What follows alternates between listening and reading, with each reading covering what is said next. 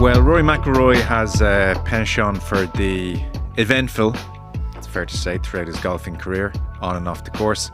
2024 ranks right up there. And to chat through a very interesting year in his career, I am happy to say Conor McKeon is with us, covers golf for the paper as well as GAA. Conor, hello. Hi, Joe. And long-suffering Rory McIlroy fan, Dave McIntyre, here as well. Hello. Yes, good afternoon. I suppose what prompted this piece was the emotion in McIlroy's voice last Sunday when he won in Dubai and went level with Seve Ballesteros, winning the DP World Tour, the European Tour Order of Merit. You've won your sixth race to Dubai, equaling the legendary Severiano Ballesteros. Just describe the sense of achievement. Yeah, it's really cool. I think everyone knows what Seve means to European golf, to Ryder Cup players.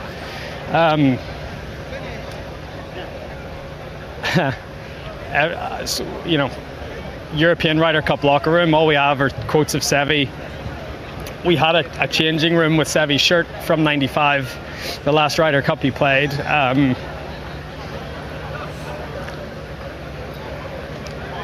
He means so much to European golf, and for me to be mentioned in the same breath, I'm very proud. I think a lot of us saw that and thought, ooh, that's about more than just winning in Dubai and winning Seve. There's a lot going on there. I watched it live and I couldn't get over how overcome with emotion he was. And then it was only afterwards when you saw that his wife and his daughter were there as well. And I think maybe there was a bit more wrapped up in it too. He spoke about how it was I can't remember, was it a big year or an eventful year on and off the course. And I think the way he saw out that tournament, like if he had not seen out that tournament, it would have been the third in a row on the European Tour where he was kind of nabbed from a winning position. And on the one hand, it's an amazing thing to be good enough to always be in contention. But on the other, it becomes a big thing when you don't see it out. And I think there was a few different things coming there. I'm not sure it was all Seve Ballesteros that was coming out of his eyes that day. I was totally of the same sentiment watching, and I was thinking that he obviously is a historian of the game and a massive Ryder Cup fan and knows everything that there is to know as a playing member of the Ryder Cup team as to the history of the competition. But I was thinking that can't be all about Seve. Obviously, it is cool to be mentioned in the same breath as him. And Seve Ballesteros was the European Ryder Cup team for so long, and all those players, in fairness, they are kind of enveloped in the history of Seve, and every captain delves deep into the Seve history and aura. But there was way more to just getting emotional over Seve's memory. The fact that his wife and child were there, given what they've been through off the course in the last 12 months, all those near misses. After the defeat to Billy Horschel at Wentworth, I think I texted you saying he has forgotten how to win. And we're not just talking majors. He's just forgotten how to win a tournament now. Because even the regular events, like we saw him demolish Sander Schauffele earlier in the season, that's what I would have expected from him in non-major events throughout the rest of the year. And when he lost the Irish Open and lost at Wentworth, I was thinking this has now infected his game to the point where even just regular season events, he's unable to shut the door on. So I think you throw in the personal situation, you throw in Seve, you throw in the fact that he's managed to grind out a victory, throw in the fact that it's the end of the year, and that he is looking ahead to maybe 2 months off the golf course so he can go home and relax. It just all kind of came in on top of him in that interview. For the purposes of this discussion, let's unpack this year then. I've divided it, broadly speaking, into 3 thirds. So part 1 is up to and including the Masters. He has arrived at Augusta in all manner of different states of form. This year, the omens were not good because he was in really average form. In January, he was out in the Middle East, as is his wont. He started out there and he won one and finished second in the other. So that was all well and good. But from the moment he pitched up on American shores, he was just out of form. February, he had a 66th place finish at Pebble. And then he had just had this run of tournaments where he was somewhere between 19th and 25th, week in, week out. Just nothing really happening for him. He did finish third in Texas the week before Augusta, which gave some scintilla of hope. Conor, you were there. Yeah. He arrived. He didn't play the par 3. family weren't there. So again, it was a different approach to other years. He was grouped with Scotty Scheffler, who would go on to win the tournament, and Xander Schauffele, who would go on to win 2 majors this year. So it was a real marquee grouping. He was 1 under Thursday. Scheffler shot 6 under. And then in the wind on Friday, he shot a 77. Scheffler, once again, 5 shots better than him. So a 10-shot gap established over 2 days. It exposed where McIlroy's game was. My defining memory of Augusta this year was the 9th hole on the Friday. The wind is really blustery. It was difficult. And McIlroy went first, middle of the fairway, and his ball just got taken by the wind and taken badly. And then Scheffler flighted one in low onto the green, exhibition golf. And at that moment, it felt like he was just way off. Yeah, it did. And like I had a theory going to Augusta that being paired with Scheffler was a good thing for Rory McIlroy, that he would be a great pacemaker for him, because Scheffler was so consistent that there was no way he wasn't contending for Augusta. You know, it was the one major he had actually gone and won. There was nothing about the week that was going to be daunting for Scotty Scheffler. And if you remember, even playing in Texas Valero, traditionally McIlroy would have taken a week off before, and this year he changed that. So he had a smaller group of people with him in terms of his entourage. He didn't play the par 3. Each night after the round, he was grinding out on the range. He was literally the last person hitting balls on the range when the sun was going down. Even afterwards, him and Harry, and he would never do these things. So it was a complete change in approach.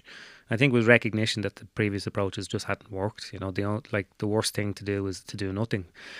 But I watched him on the Thursday. He actually played okay on Thursday. Was it a 71? And it could very easily have been a 68.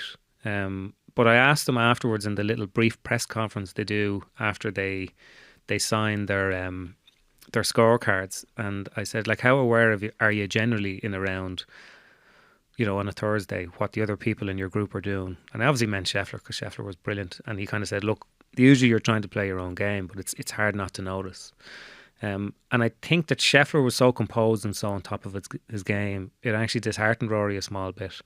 And the Friday was a nightmare. Now, the wind was so high. I think after Friday, Shane Lowry said it was the hardest day he'd ever had playing golf.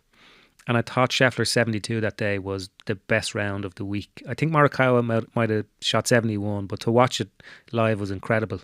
Because on those greens, you're only missing your mark by 6-7 inches. And when the wind is 40 kilometres an hour, you're thinking, well, there's a large element of luck here. But obviously there's not if the best golfer in the world is. But at one stage, we went down to 11. And the group ahead, it was John Rahm and I think Tony Finau and Cameron Smith. But they were on the green in 11. And Rahm had a huge putt from the back of the green to the front. And the wind was so bad, there was loads of debris and leaves being blown onto it. And I don't know whether he was trying to waste time or what was up, but Rahm asked for a leaf blower to be brought down to the green. Now, it was the most superfluous thing in history to have a leaf blower on a day when the gust never stopped blowing. So somebody came down with a leaf blower and blew the leaves off, and 3 seconds later they were back on the green. But I think they were on the green for about 40 minutes, because I went down to watch McIlroy shot in, and Rahm 3-putted, of course he did, from the back of the green to the front. And I watched Rory hitting his shot, and I've never seen a ball just zapped out of the air. Because clubbing was a nightmare, and he went and tried to get hit out of the screws on a smaller club.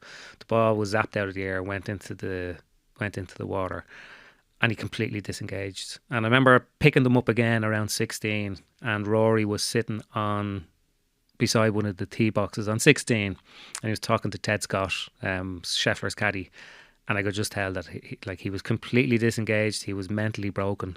And I think he said afterwards that the round was 6 hours, 15 minutes. And I think he said there was such a long gap between his shots, he'd lost his rhythm in his swing. And he made 3 particularly bad swings on the way in.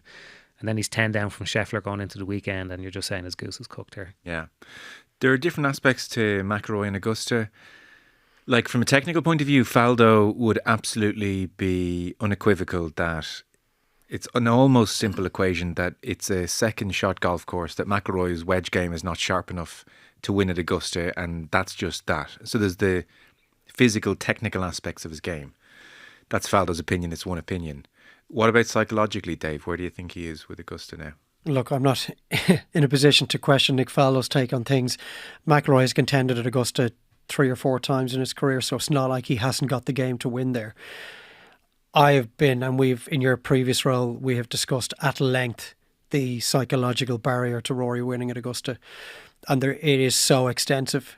And for me, just to pull numbers out of nowhere, 70-80% of the reason he hasn't won there since 2011, and that back nine or front nine implosion as it was when Schwartzel won, it's all down to the mental side of things. Just to pull 3 or 4 reasons out, honestly, I think if he had not won the US Open or PGA Championship in those 3 or 4 years, he would have completed the Grand Slam by now if he'd won at Augusta and he'd won 2 of the other 3, because of the fact that he has no scar tissue at any other golf course similar to what he has at Augusta. The other 3 are not the first major of the year, so there isn't an 8-month run-in to the Rory Slam every single year. The chat starts the Monday after the Open Championship, since the calendar has been reconfigured as well, and there isn't that little buffer of a PGA Championship to come in August. And it's the same course every year. And he has had so many dark days on that golf course that all of it put together means that for him to try and win his 4th major at Augusta to complete the Slam, it's becoming almost impossible for him. It's a unique environment as well. I know people say about Augusta, like it looks very Augusta-ish and it feels very Augusta-ish. And if you did have a mental hang-up about that course from something that happened to you before, it's unavoidable. You know, you'll never go there and say, oh, well, just put everything out of your head as to what happened before and just make your swings, because it's like being in a different kind of universe when you're inside the walls of that place. A lot of good days there too for him. Yeah, but that is part of it. But I do think the technical aspect, because I watched him a lot on the range before his rounds and a couple of times afterwards. And sometimes with Rory, when you see that he's not happy with his game, he'll hit the shot and then he'll do that little thing with his hand where he'll mimic the flight of the ball that he's unhappy with. And he was standing there with Harry Diamond on the range, and he must have done it after every shot. So even in the range environment, before the round, after the round, he wasn't making the sort of contact with the ball that he was trying to. That's what was so frustrating about that first third, if we're going to stick to these 3 sections, is this year's Masters was inevitable for me. This was just somebody out of form. This wasn't, he's playing great. He's at the practice round of his life on a Wednesday. Like last year. Last year for me was more worrying. 2023 was, oh my God, I think there is a psychological hang-up. Whereas 2024 was just the ebb and flow of a golfer's swing. He's not in form. His game's not equipped to go there and win. So I kind of just put this year down to it happens to every golfer, and it sucked that it happened to him at that time of the year where his game just wasn't in sync. And so it's crap, that's just a wasted one gone, as opposed to well, this is worrying. Yeah, well, that's because he was never really in a position for the psychological demons to play their part this year. Yes, I'm not saying they wouldn't have, but we never got to find out. Yeah, it's interesting too, because we assume that McIlroy, that Augusta takes up a big part of his kind of, thinking in his downtime. It has to, it's such a big tournament, and it's such a big tournament for him for obvious reasons. Yeah. And it's the first major of the year. So I have no idea the kind of pre-season that golfers go through, but you would imagine that you're trying to get your game to sharpen up and peak for exactly that. And it was almost like they kind of lobbed the tournament halfway through his pre-season. That's kind of where his game was. Can you imagine how many hours he has spent with his team, and it's been changeable over the years, trying to plot their way towards Augusta in the last decade? Could you imagine how many different avenues of preparation they have looked at, from the psychological to the physical? How often should I play? How many practice rounds should I play? Do I play the par 3? Do I speak to Bob Rotella? Do I change my coach? Do I need to speak to a new swing coach? How often should I be talking to Brad Faxon in the build-up? How often should I play in the 4 weeks before it? Where do I stay? Should the family be there? He's literally gone through every possible change he can make, because he's saying, well, it hasn't worked using this system, so I'm going to try using this system. There is no stone he has left unturned. It's true. So for me, envisaging McIlroy winning around Augusta will happen in one of 2 ways. There's an Open Championship style lottery when it comes to the weather, and he happens to come out the right side of it. he gets off to a hot streak and he's got like a 7 or 8 shot lead going to the last day, or he does what he did when Scheffler won in his first year, where he shoots the lights out on the back nine on the Sunday, and whoever it is that's out in front implodes. So you're one of those that's not backing him in a one shot in it down the back nine. Not at Augusta. Okay. No. Okay. I can see him doing a Sergio Garcia style Augusta, where he goes there in 6 or 7 years' time, and he's not quite Rory McIlroy anymore, and he's not one of the top 3 or 4 storylines, and he's not the focus of attention. He'll never not be that though.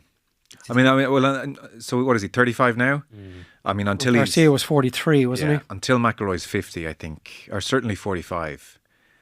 See, it's just too big. He's too big a name. If you think of the putts it's now too big a saga, and like we had wondered when he first came on the scene, this guy has a shot at immortality. You know, in 100 years from now, when the TV graphic, not that there'll be TV, comes up, you know, that the Saracens are on and Woods is on and Nicholas is on for what they're kind of whatever achievement is being talked about at a certain point.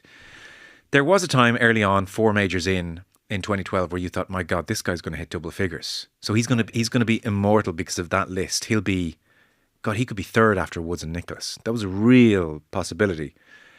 Whereas now, and it doesn't help the pressure situation, his route to immortality is Grand Slam. Yeah, and I think the week of the Masters is torturous enough for Rory. Yeah.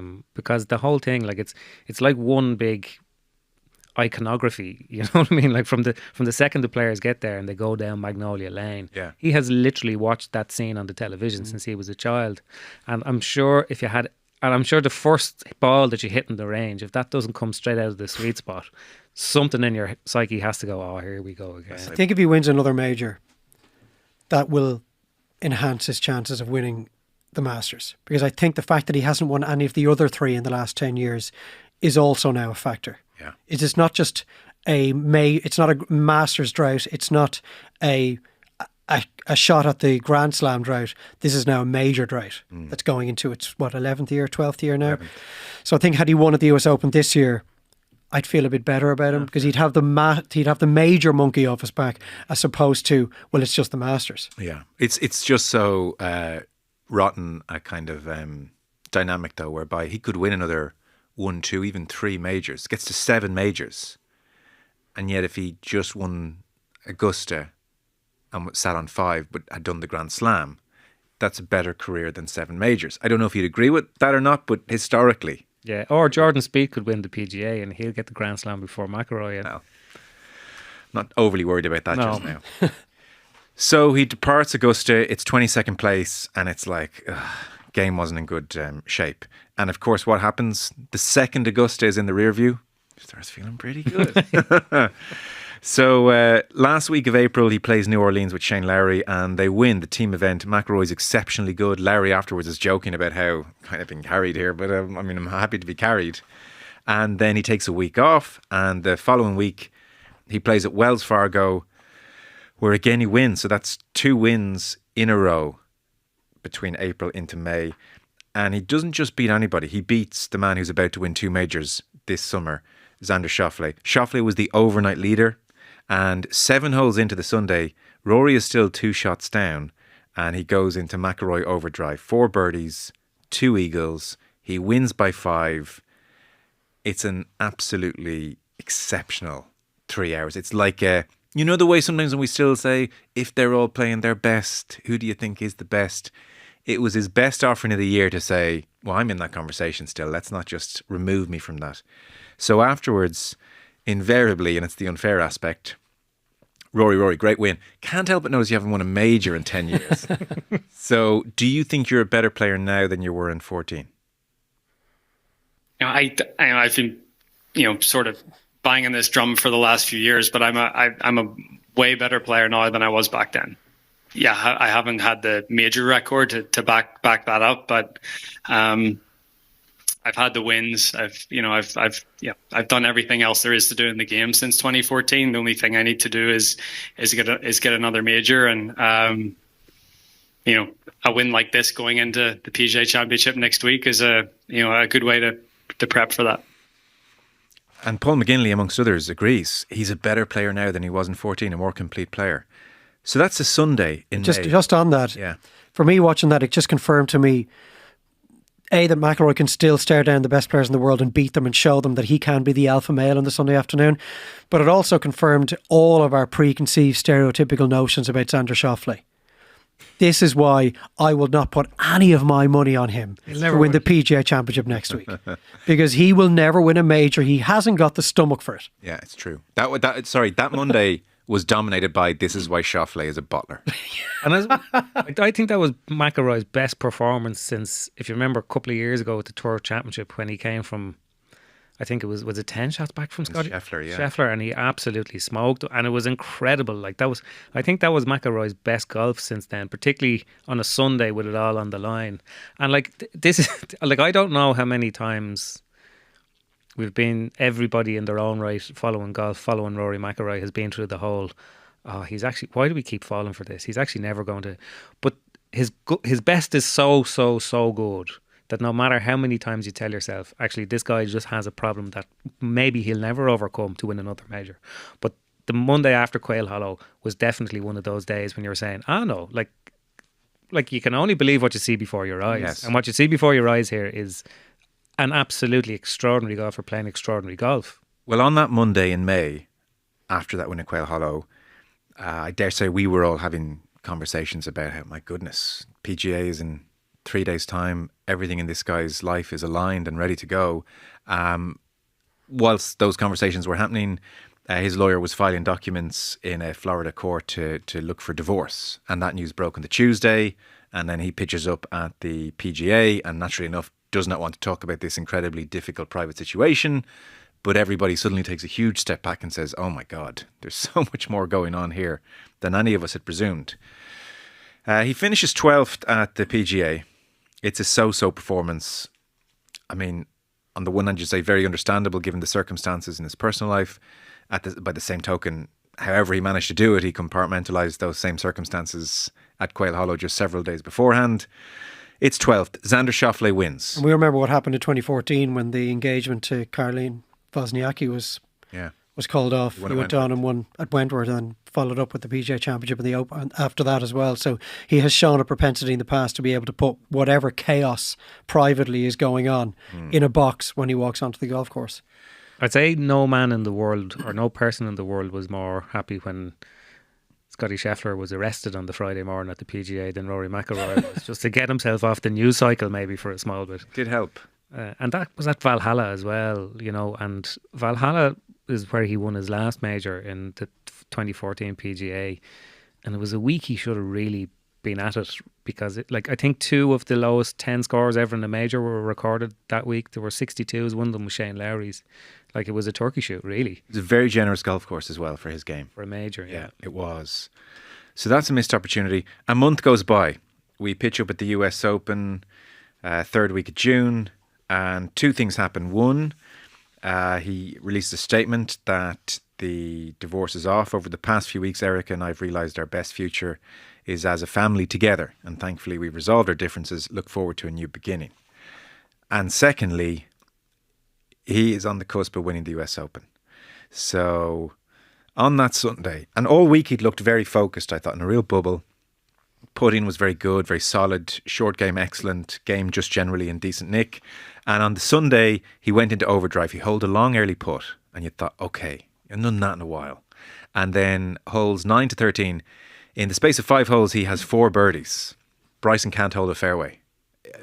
You're getting lucky, Bryson. He's hanging in there, but he can't hold a fairway. And McIlroy goes on this 4 birdies, 5 holes, vroom. And he's about to win the tournament, we think. He is holding putts that day on the Sunday of a major that we have not seen him do for 6, 7, 8 years. Yeah. He's holding the putts that just did not drop at St Andrews against Cam Smith. Couldn't buy a putt against Wyndham Clark at the US Open the previous year. They're all dropping now. And we're all thinking, God, this is it. The next 2 hours are going to be magnificent. So he bogeys 15. He overshoots the green, par 3. Not a disaster, but, okay, back to a 1-shot lead. And then he plays 16 really well, we think. He's on the 16th green. He is 1 shot clear, and we're about to say 2 holes to play, 1 shot clear, but 16 is not over. He's been rock solid on short putts all day long.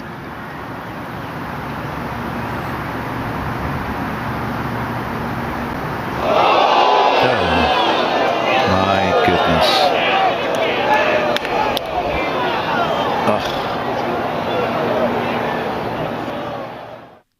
Oh no. I think I threw up in my mouth at that moment. It's just Oh. It was such a bad putt. yeah, That one. that one. The conversation we're coming to on 18 is different. It was interesting to watch him though that round, because his we always say that Rory McIlroy plays his best golf when he's very natural and flowing and instinctive, but he was very deliberate over putts coming up to that. He was backing off. He was taking another look. He was Did that, taking his time. that was right throughout his game. Yeah, Started taking longer over every shot. yeah, and I don't know whether I don't know whether that was to blame for missing the 2 putts that ultimately sabotaged him, because you can't say that without giving it credit for the previous 12 holes or 13 holes, because he was very deliberate, far more deliberate. I would say if you took a time of his pre-shot routine, it was definitely a couple of seconds, I think, longer than would be his average over the course of his career. And yet still hit some very good shots on 16, 17 and 18. Yeah. Well, on 17 he's cursed because he goes over the bunker. He goes over the back of the green again, a la the 15th. And you think, oh God, this is falling apart, and it's forgotten for obvious reasons. But on 17, it's an exceptional up and down. Yeah. Anyone who says to you, oh, he bottled it. Well, if he bottled it, talk me through 17, because he didn't bottle that. And that was exceptionally... Well, that's immense pressure. Immense. I remember in 17 watching it going, oh God, he's going to lose this by 3. And he got up and down brilliantly on 17. And then we have our driver decision on 18. In real time, Faldo's calling him out, saying it's the wrong decision. I think that kind of sways the jury. We're watching, we go, well, it is a bad decision. But lots of people hit driver there. And a lot of observers have said that's not the issue. And he's short of the green and the chip is okay, but he runs it the wrong side of the hole. That's not good in retrospect. And as soon as you saw that angle of the putt from behind and the turn on it and the downhill, and he's conscious he might need the one back. And the circumstances. I did not see him getting that putt in 18 before. It reminded me a lot of, if you remember 2018, when he went into the final day of the Masters with Patrick Reed in the last group, and on the second hole, the par 5, he hit a brilliant approach shot to about 6 feet shorter, and he pushed the eagle putt right, and everything he did that day was a push on his putter, and it's like he was trying to be conservative on the stroke, and I think those 2 putts at the US Open felt very, very similar as well, with the speed of the greens and the angle that he was coming from. The speed of it killed him. Can you imagine how fast that putt must have been at that time of day downhill? And you might need the one back. And far more treacherous than the one on 16. 16's an easy putt, but comparatively, as Dave said, 16's the one. Yeah. Yeah, 18, anybody could have missed that putt. The defining image of his golfing year is him standing in the scorer's hut watching Bryson win. And then he takes off in the car without saying anything to anybody, doing press or anything else after DeChambeau wins it. He is subject to a criticism most golfers aren't. Shane Lowry's always making this point. So, for instance, here's Dan Kilpatrick, of all people, on his general sports show that week. Rory McIlroy is one of my favorite interviews because I do think whenever you ask him a question, he thinks and gives you an answer. It's not a kind of pre-written answer. He actually gives thought to your questions and his answers. He's always accessible. He should have been accessible yesterday. Yes, it is tough, but you're the face of the PGA Tour. You needed to meet with the media, and he's gone. Stay and congratulate Bryson DeChambeau. Stay. I know he's been going through an awful lot. He and his wife reportedly are getting back together, some reconciliation. I think he's taken on far more than he thought he was going to or should have when it became the face of the PGA Tour. He was the name. He was the one who was being interviewed. He was the one asked about Live Tour. You need to meet with the media. And he failed with that responsibility. Whatever the media point, I think, it was just so heartbreaking for him. You can give it a bit of a pass there. Is there something in Rory's been such a great sports person, might he regret not staying to congratulate the winner? That's become a real tradition, or? I think he probably did. I think that's probably why he tweeted about it the following day. Yeah. I give him a pass in that moment because, I mean, it's your worst fears, played out right in front of you. I think that was the worst. That has to be the worst day Rory McIlroy has ever had in the golf course. It's definitely up there with 11 at Augusta when he blew the big lead. And maybe worse because of where he is now. Yeah, maybe worse. It was definitely far worse than Cam Smith at St Andrews or Wyndham Clark in that US Open of the other majors. But I think generally speaking, I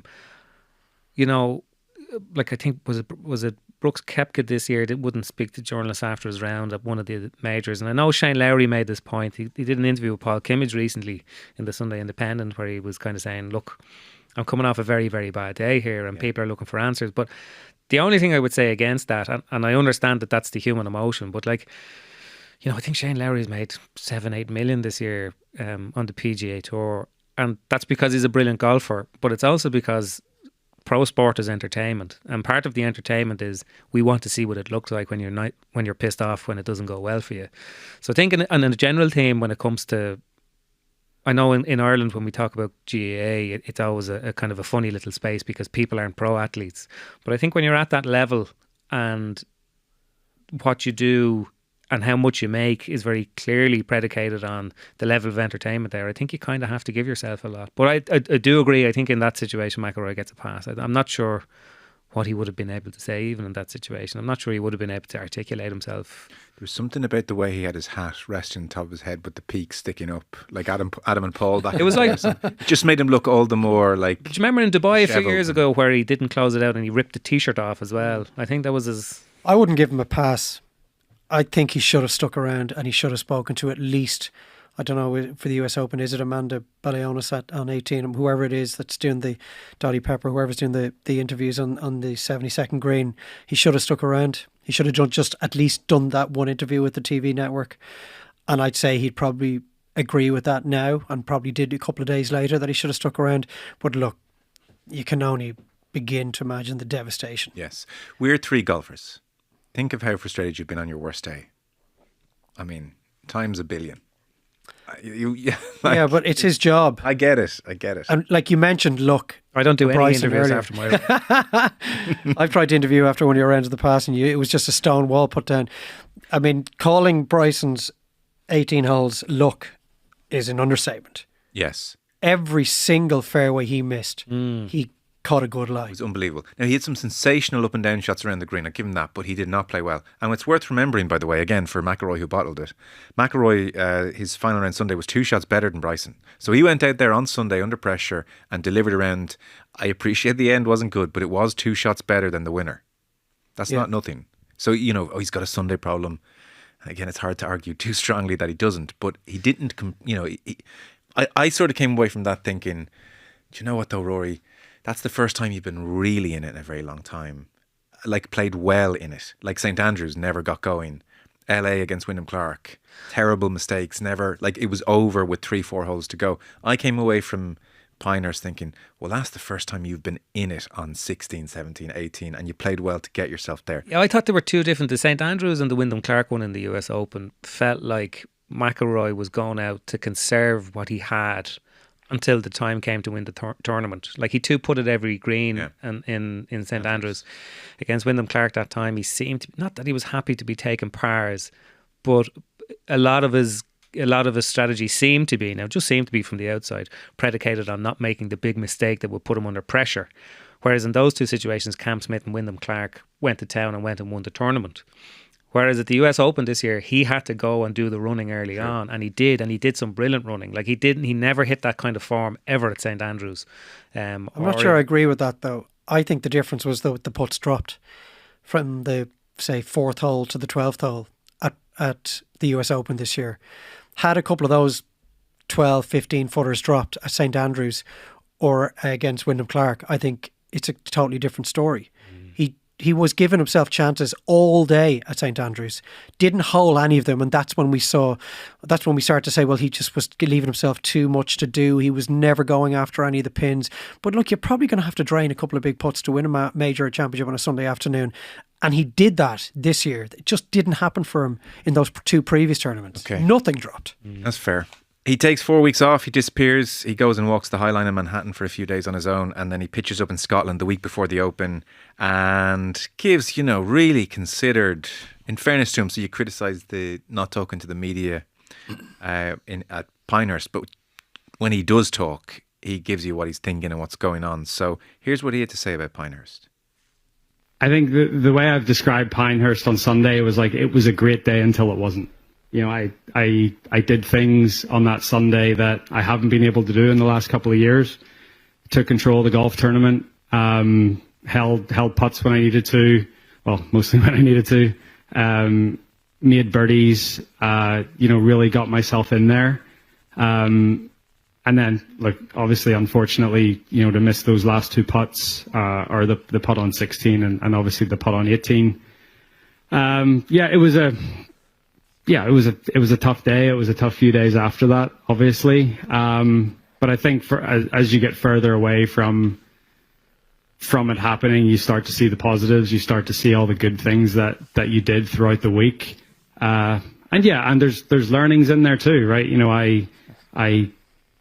I can, vividly remember starting to feel a little uncomfortable waiting for my second putt on 16, and the putt on the last was a really tricky putt, and I was very aware of where Bryson was off the tee, so I knew I had to hit it really soft. If the one back didn't matter, I would have hit it firmer, and it would have been. But because I was sort of in 2 minds, I didn't know whether Bryson was going to make a par or not. It was one of those ones where I just had to make sure that if the putt didn't go in, that it wasn't going 10 feet by, which it very easily could have. So, thinking back, I was probably maybe a little too aware of where Bryson was and what he was doing. But I think it was the nature of the golf course and how the golf course flowed, and how, after the 14th tee, you're sort of looking at 13 green, and then I had to wait on my tee shot on 15 before he hit, to let him hit his second shot into 14. And, there was just the way the course flowed. It just made me very aware of what he was doing at the same time. So it sort of got me out of my own little world a little bit. So he finishes 4th that week then in Scotland. So it's great. He's not gone into crisis. A week later, Xander Schauffele wins the British Open at Troon. McIlroy misses the cut, and much like Augusta, the wind just plays havoc with his game. There are times where he's hitting very high degree clubs, sky high, and wind is taking it. And kind of in typical fashion, he admits afterwards he has a bit of a wind problem. Augusta, it got him. Troon, it got him. So he's going to have to go and just get on top of that. But he's not getting on top of that, though. It's too late for the major season. It's the wind's blowing, you can rule Rory out of winning a major between now and the end of his career, because he's never done it in the wind. The 1 year he won the Open Championship, there was the most benign conditions we can recall. It's funny, at the Open. I've also though seen him play brilliantly in the wind. Maybe, that's why I found Troon and Augusta this year a bit surprising. I just feel like I've watched him so often, and it's just anecdotal. I don't have the stats to hand. And when the wind is up, he just can't control his golf ball. And the commentators will still say, this days like this now, Rory, you haven't grown up in Northern Ireland and played links golf. That he hasn't played links golf with any degree of regularity in 20 years. They say the same about Shane Lowry, but he still manages to be brilliant in the wind. But I just have no confidence when the wind is up that Rory's going to be able to grind an edge. Some of it could be psychological, because you really have to be of a mindset where, almost like Billy Horschel was at times this year, this is great fun. I'm going to embrace this. Every shot's going to be a bit of fun. We don't really know what's going to happen. I'm going to dig deep into my reservoirs of, stayability. I don't think Rory has that. It was a very end to the major season. I think it was he played 28 events this year, and I think it was his only missed cut. So, I mean, I don't care what the weather is like. I don't care which course it's on. Rory McIlroy should always be making the cut at the Open. When you see Tristan Lawrence and some of the people who are actually in contention for the overall tournament, it doesn't make a whole pile of sense. And I think, I don't know, it's just, it kind of had that feel that when the going got tough, he didn't really want to know. You know, he didn't want to have to. Rory always struck me, and I think maybe recently he started to mend this a small bit, but it felt like an all or nothing thing with him. You know, it's a full swing, it's a big high draw, I'm hitting a 2-iron, and when it comes out cleanly off the middle of the face of the club, it's going to be the most beautiful shot you've ever seen. But I think sometimes when he has to compromise that really high degree of difficulty in execution, he seems to lose a small bit of interest. Like the number of times you see him and he smokes a drive down the fairway, and he bounds down the fairway to his ball, but then he puts it in the rough off another tee, and his body shape is completely different. It's almost like, well, I'm not making birdie here, so you know this isn't going to be a whole pile of fun. Think of the shots they had to hit into the greens on the last day at the Open. 3 irons to barely getting to the front edge. If McIlroy had been in contention going into the Sunday, was he going to be up for that? Like, they had to roll their sleeves up and wade through the trenches for that last 12, 13 hole stretch. And it's why Larry didn't win it, because he kept leaving himself with 6, 8, 10 footers for par, because they could barely hit a green. They were so far back off every tee box, and they were leaving themselves long irons into every green. It was phenomenal to watch. It was like golf should be played in those sorts of conditions. Brilliant for the viewer, but a disaster, a nightmare for the players themselves. And he doesn't have that personality where he can embrace the situation and the conditions the way Horschel did, for example. But when the wind blows as well, they'll always say that the ball strikers will be, you know, the players that rise to the top. And like Xander Schauffele is a lot of things. He's a very quintessential American golfer. We would not have had him down as a very automatic choice for a windy week in Troon. But he's defied all of those. But when you hit the ball opinions. as sweetly as he does, you know, all those calculations that you make beforehand, you know, is the wind off the right? How big is it? Is an extra club? He's the guy who hits it so consistently out of the middle of the face of the club that those calculations actually work, you know, because you see players taking an extra club and then they don't hit it well. Yeah. With him, he's just so solid. Third section of his season, post majors. The Olympics, tied 5th in August. Great run on the Sunday, and then on the 15th, 140 yards, spins into the water, chance of a medal gone. And that kind of set the tone for a near miss period. Near miss at the Irish Open, in control of the tournament. Really bad putt late on, which hands the initiative in a big way. Brilliant shot on 18, just misses the putt. You kind of come away a little oof. Ashton O'Reilly here asked him a question, and just his initial response tells of his mood. Is this the toughest part of being a sports person, just those near misses? It is. I'm getting used to it, unfortunately, this year. But you know, hopefully the tide's going to turn here pretty soon, and you know, I can you know, turn all these close calls into victories. Following week puts himself in contention again. Billy Horschel wins at Wentworth, wins in the playoff. A huge win for him, and yet literally the first answer to Tim Barter's question is less about him and more about Rory. Congratulations, BMW PGA champion again. This tournament that you rank only behind the majors and the players, and you've won it in incredible style with an eagle on the last. Just sum up the emotions for us. I mean, I'm thrilled, excited for the way I played, and just battled it out there today. At the same time, I'm a little disappointed. Rory's a really good friend of mine, and I think the world of him. I think he's a generational talent, and I know how close he's been this year. So I can feel for him, but at the same time, I mean, I'm pretty excited for you know, just being able to get it done today. You were 2 behind with. Gotta love Billy Ho. Yeah. God, it's really. I love that man. Part cheering him on. If he makes the US Ryder Cup team next year, I'm thinking about switching.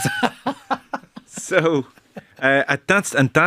this all explains the tears in Dubai, because at that stage it was like, as you said, he's just. He played some brilliant golf that day, though. Yeah, he did. These aren't bottle jobs.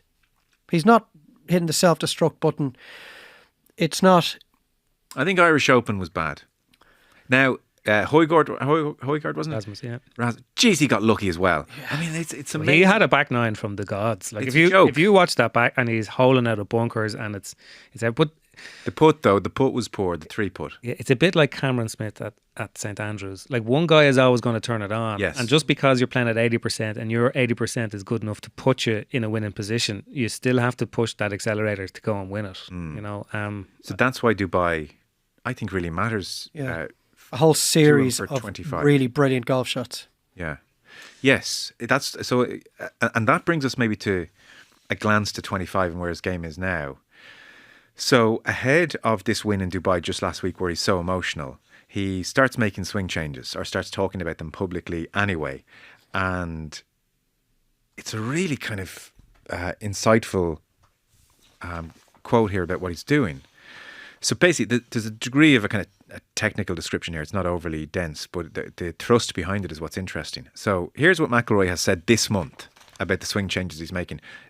My criticism, not the criticism, not Dave McIntyre's criticism, my criticism of my game over the last 18 months is that my misses have been too destructive. My misses have gotten too big. He says, with how I was swinging the golf club, there was an extra move that I had to make in my downswing. And he says, I could do it, and I was able to match things up. It was fine. But under pressure, that becomes more difficult. And so this change that I'm making should mean better golf shots, especially when I'm under pressure at the business end of a tournament. And so I guess first kind of test drive of that was Dubai. Yeah, I think he said that. That's encouraging. Yeah, I think in Abu Dhabi he said the previous week that what he had done after the Alfred Dunhill links, he locked himself in a simulator for 3 weeks, which is very unusual for a pro golfer. And he said the reason he did that was because he was making this change and he wanted to just practice the feel of the golf swing. Whereas when you're on the range and you're not making, you get distracted by the ball flight and you end up by osmosis going back to what you already did. So he clearly had the feel of it. But I was kind of, when I read those quotes, I thought it was very interesting because I was reminded of the Full Swing documentary on Netflix. And after the PGA the previous year, when he was in the clubhouse with his manager and Harry Diamond, his caddy, and he's saying, my technique is nowhere near as good as it needs to be. Technically, I'm not as good as I used to be. I thought it was a mad thing for Rory McIlroy to be saying. Like, you imagine his technique is as good as anybody who nearly ever played the game.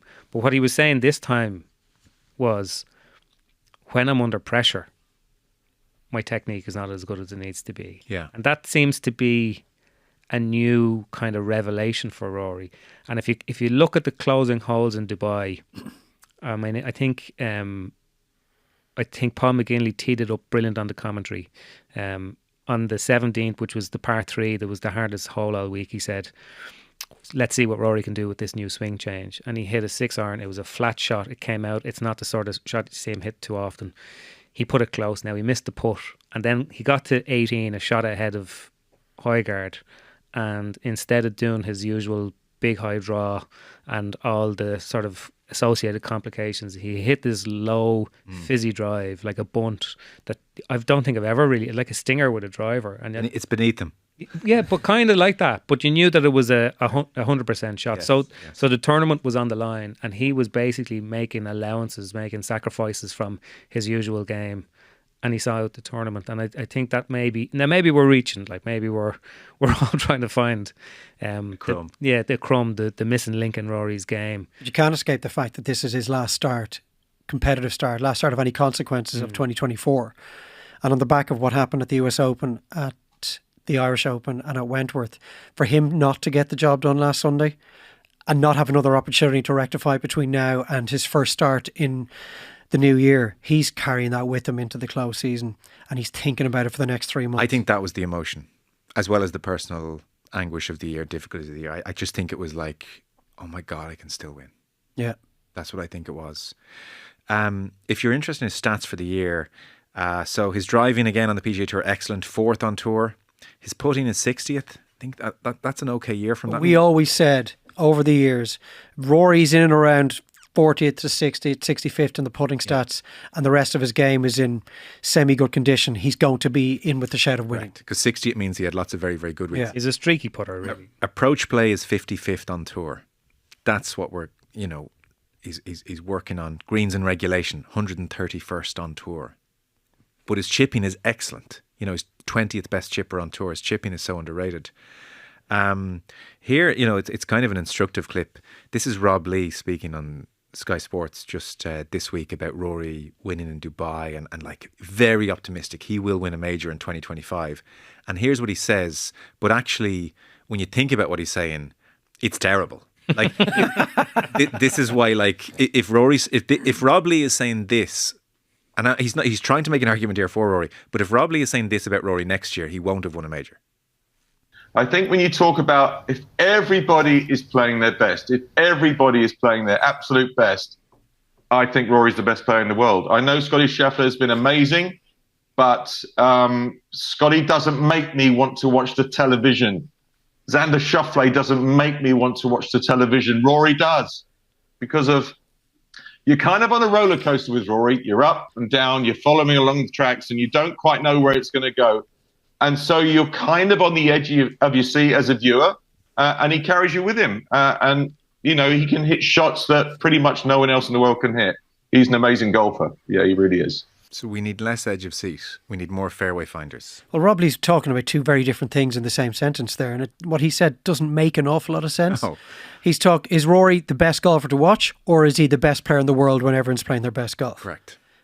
Without a doubt, he's the best golfer in the world to watch. And since Tiger at his peak, there's nobody that comes remotely close. Not because of the roller coaster ride and the highs and lows, but just his swing and his follow through and everything about the way he's a swashbuckler. He's nearly a little tier below Mickelson, but not that far off him. But he's not the best player in the world when everyone's on their A game anymore. But that doesn't necessarily need to be the situation for him to win his major. But what I would ask is, when we reflect sitting here on 2024, are you more or less confident now than you were on January 1st this year that Rory will win another major? I am. There's a couple of things there. I think what happened in Dubai, how he closed it out, but the admission that he publicly admitted, because I think for a sports person, the hardest thing to admit is not that you don't have the ability, or that you're not good enough, or not that there's somebody else that's better than you. The hardest thing to admit was that you failed yourself, as in, I was in a situation, I came under pressure and I couldn't execute it to my level. And Rory has now made that admission. And not only that, he's at the stage where he's so at the end of his tether with not winning majors. He has just rectified it by saying, okay, here's a go-to shot to find a fairway when you're under pressure. Now, I'm not saying that means next year at Augusta, he finds himself in contention. He hits every fairway. He nails every wedge like he did 16 in Dubai as well. Then misses a putt. And then, but what I do think is really, really interesting, and it's not as if Rory McIlroy is ever not a huge sporting story, particularly around here. But the major rota next year is really, really interesting, because Augusta is Augusta. The Open is back in Portrush. I mean, will there ever be a more watched Irish sporting moment next year than Rory's tee shot on the first next year? And then the PGA is in Quail Hollow, where he smoked Schauffele this year and has won 4 times maybe, and possibly has the course record. So if his game is good, like bar it being like it was at Augusta this year, if his game is more like it was towards the back end of the year, I think at the very least he will come into contention in at least one major next year. I think that's a conservative estimate. But like, none of us sitting here can predict whether he's going to go and do it, whether he can get out of the 80% zone and push the accelerator and make the big plays. And I think that's why it's so compelling in all sorts of ways. But is the Quail Hollow thing takes you back to the Valhalla situation. We expect him to contend and possibly win there because it's Quail Hollow, which in itself brings with it all these pressures. It heightens the expectation even another ratchet up above what it might normally be, because we think Rory's going to win here because this is where he wins. His last major championship was at Valhalla. He's going to turn up now. We've talked about the off-course situation maybe around that tournament this year. Royal Portrush, all the scar tissue that's going to bring, and then Augusta National. Now, the US Open is at Oakmont. 2016, I think it was last there when Dustin Johnson won it with 5 under, but the US Open before that was Angel Cabrera 17 years ago. He won that with a score of 5 over par. So we don't know what we're going to get with that. And Rory, he that could be his week of the 4 for next year. I'm taking the other 3 and you're taking the other. In answer to your question, I'm where I was precisely this time last year, which is extremely confident. As would I be, and I'm even more confident after this year's US Open. For several reasons. One, he's not a I am what I am merchant. Mm. He's working. Look at the kind of without tapping too far into it, but the courage to admit publicly, I'm a professional and I have a problem with pressure. So he's addressing that. This isn't, I thought that Netflix clip where he walked into the dressing room afterwards and said, we got to tear that whole thing up. Just that is his mindset all the time, can only point towards improvement and success. And I guess in broad terms, the reason I think he'll do it is I just believe in the law of averages. And what he has demonstrated over the last couple of years is, again, a courage or a bravery to keep putting himself. Harrington has said lots of players get there on a Sunday in a major, lose and hate it so much they self-sabotage forevermore. This guy is endured disappointment on the grandest scale and people calling him a bottler and all this kind of stuff. And he comes back the next year. He does it again. He comes back the next year. He does it again. Something's going to give. Something is going to give. And it's going to be a sweet moment. And I'm going to reply to every girl on X who's ever tweeted me about him. Well, even if you just flesh that out a bit, so conservatively, right? Rory's 35. Yeah. Conservatively, he's going to be 10 to 12. Yeah. So say we take in the next 40 majors, Rory's going to be a good enough golfer that on a good week he will contend. So say he does it in 12 of those and he gets himself into contention. That's very, very viable.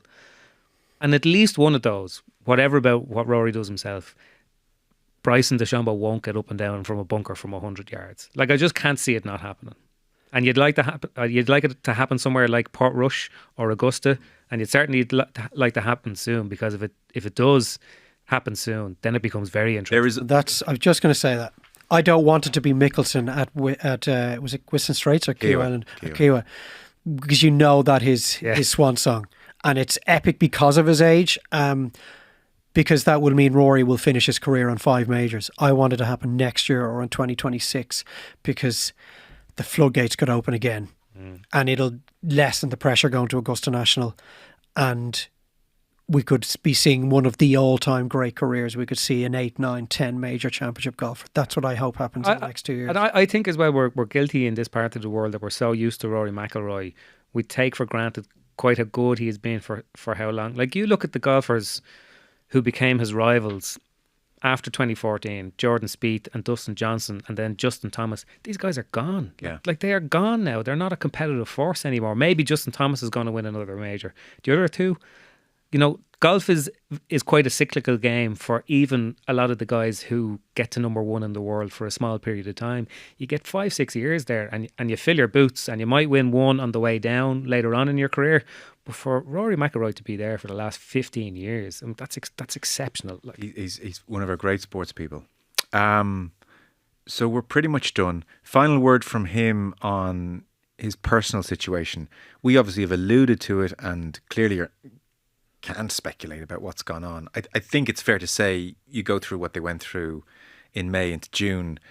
It's not like from June everything's easy again. I'm sure it's got to be a tricky situation for them. But what he said in Dubai with Erica and his daughter Poppy on the green, afterwards he said to have them here means a lot. It's the first one they've been to in a while. For Poppy to be old enough now to understand what's going on, I asked her if I did win, would she come out onto the 18th green with me? To be able to show Poppy some of the reasons maybe I'm not around all the time because I'm working or practicing is great. Hopefully she realises or thinks it's worthwhile that I'm not there every night for dinner or bedtime or whatever it is. And he was asked if he had a message for them.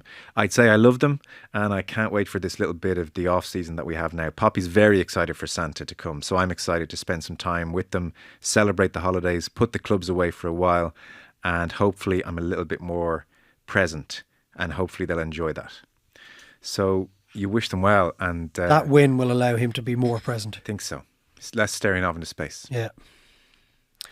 And you hope for the future of that family that it all works out, and that whatever went on this year that led them down the road of a potential divorce, they can put that behind them very quickly, and he gets to the new year with everything in sync, everything in balance, home life, work life, business life. And then we can get the hype machine going and the build up to Augusta National and start all over again. As ever, how he turns up at the start of next year is thoroughly unpredictable. And also irrelevant, really. Well, let's not just repeat this year, though. Not stinking the joint out till May. Preferably. All right, fellas. That was great. We'll talk about Rory again, I'm sure, sometime next year as he continues to do great things. Conor McKeon, thank you. Thank you, Joe. Dave McIntyre. Thank you.